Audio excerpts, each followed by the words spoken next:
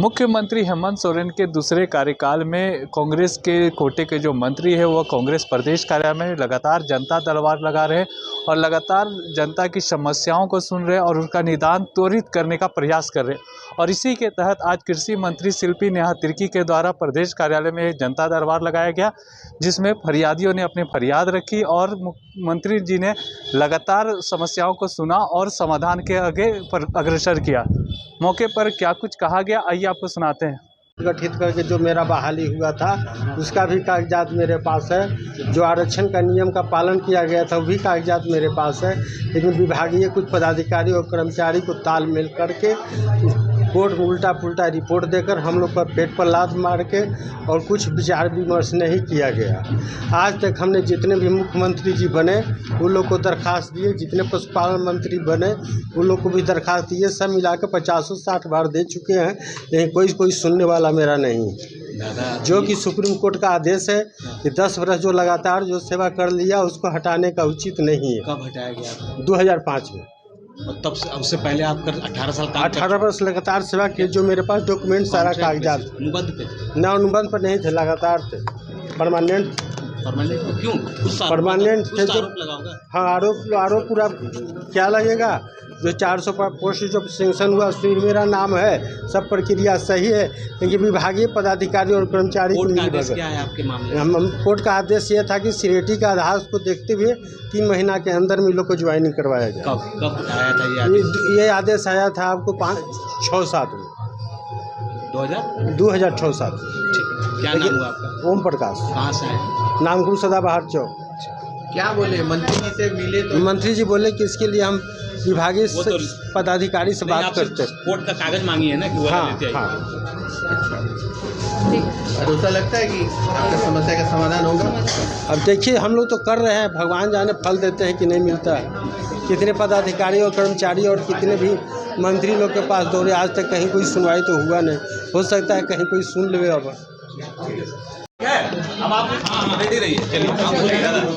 मैं अरुण कुमार साहब, ग्राम सेवती, थाना तरहसी, जिला पलामू का निवासी हूँ। मैं एक ज़मीन के टुकड़ा के लिए आज 1/4/99 से आज तक परेशान हूँ। कर्मचारी COCI एक ही ज़मीन का 2 रसीद काट करके मामला को उलझाए हुए था, जबकि राजस्व नियम में एक ही ज़मीन का एक ही समय में 2 अलग अलग रसीद काटना राजस्व नियम के विरुद्ध है। इसकी लड़ाई में अनवरत कार्यालय के वरीय पदाधिकारी से मिलते के क्रम में 2010 में हम राज्यपाल महोदय से और राज्यपाल के सलाहकार मधुकर गुप्ता से जब मिले तो मेरी समस्या का समाधान की दिशा आगे बढ़ी। तो 6 आदमी का जो जमाबंदी था 2017 में रद्द कर दिया गया। उसके बावजूद जमीन हमारा नहर में गया है, लेकिन पदाधिकारी अंचल पदाधिकारी तरहसी मनातू और विशेष भूअर्जन पदाधिकारी मेदिनीनगर पलामू के द्वारा जानबूझकर मेरा पैसा 17 लाख रुपया जो नोटिस 19 में मिला है वो पैसा को जमा कर देते हैं। ओरंगा अमानत योजना दाया मुख्य नहर में जमीन गई है। अभी आपने क्या रिक्वेस्ट किया है?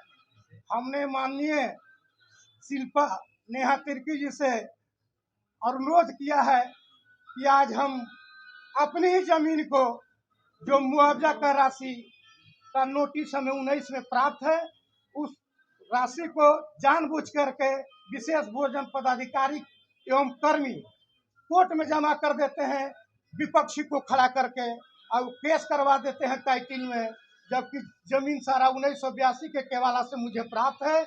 आज तक ऑनलाइन रसीद मेरा कट रहा है, अगले के पास कुछ नहीं है, लेकिन पदाधिकारी गलत को सही साबित करने में लगे हुए हैं। 2 एकड़ 12 डिसमिल गया हुआ है, 1 एकड़ 30 डिसमिल का नोटिस प्राप्त है, 82 डिसमिल जमीन छोड़ दी गई है। वो क्या बोलेगा, उसको सुनेंगे। जमीन तो हमारा है और उसमें माँ बेटी लोग अपना अलॉटमेंट कराया है, इंदिरा आवास, आवास और अबुआ आवास। अब हम लोग कहाँ बनाएंगे, हम लोग कहाँ जाएंगे? आप लोग बंटवारा हो गया था? नहीं बंटवारा हुआ है। और उसमें यदि बंटवारा हो रहा है तो 6 डिसमिल में 5 भाई का 1 डिसमिल 100 डिसमिल वो लोग पाएगा। उससे तो बेसी नहीं पाएगा। अच्छा, नौलाद तरफ नहीं जाता है,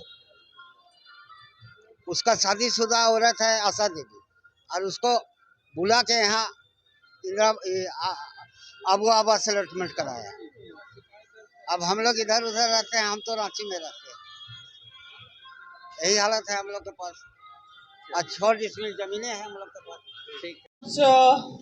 यहाँ पे कांग्रेस मुख्यालय में जो हम लोगों ने जनता दरबार लगाया है, हमारा पार्टी संगठन का ये प्रयास है कि हमारे संगठन के, हमारे कांग्रेस कोटा के जितने भी मंत्री हैं वो लगातार एक जनता से संपर्क स्थापित करें, और ख़ास करके हमारा मुख्यालय में भी ध्यान है क्योंकि लगातार यहाँ पे भी लोग आते हैं अपने समस्याओं का समाधान के लिए। और आज मैंने जो देखा है कि अधिकतर लोग यहाँ दक्षिण छोटा नागपुर और पलामू प्रमंडल से ही लोग आए हुए हैं, और जो समस्याएं भी दिख रही हैं, बहुत सारे ऐसे समस्याएं हैं कि थोड़ा जागरूकता का भी कमी है। पत्र तो वो लेके घूम रहे हैं विधायकों का, मंत्री का, मगर वो कार्यालय तक पहुंचा है, कार्यालय में उसमें कार्रवाई हुई है नहीं हुई है, तमाम चीज़ों में भी थोड़ा सा गैप है।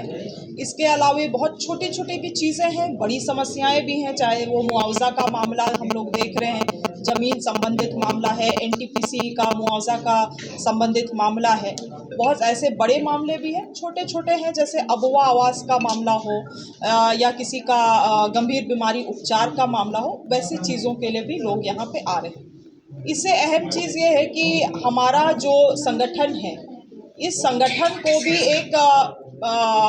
एक ऐसा प्लेटफॉर्म मिलता है, क्योंकि आज हम लोग यहाँ पे केवल मंत्री नहीं, संगठन के सभी लोग हम लोग उपस्थित हैं और अपने अपने स्तर से लोगों की समस्याओं को समझ रहे हैं। इसमें से बहुत हमारे पार्टी के खुद वर्कर भी हैं जो एक आशा और आसरा के साथ आ रहे हैं सरकार के सामने।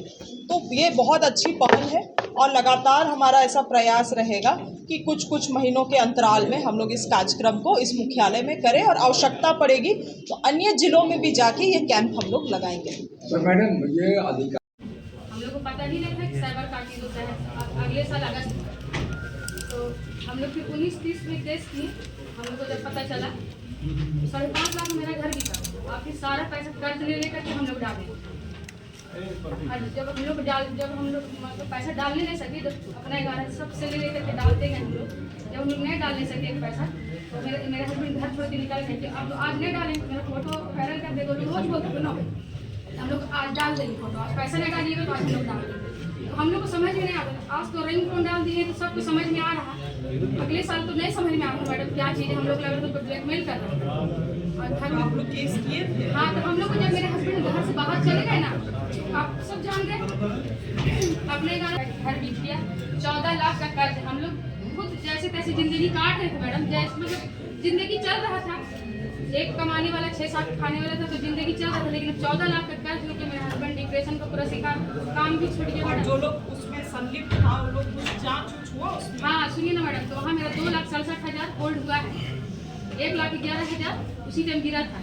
तो कुछ लोगों को दिया 14 लाख का कर्ज में, हम 1 लाख दिए हैं, 13 लाख का कर्ज जो मेरे सर में है ना, आदमी लोग एकदम पागल हमको बनाया हुआ। और वहाँ जाते ना ऑफिस, डीसी ऑफिस, तो वहाँ तन्नू मैडम एक है, बोलती है कि जब इसको पैसा घटता है ना तो यहाँ चली आती है।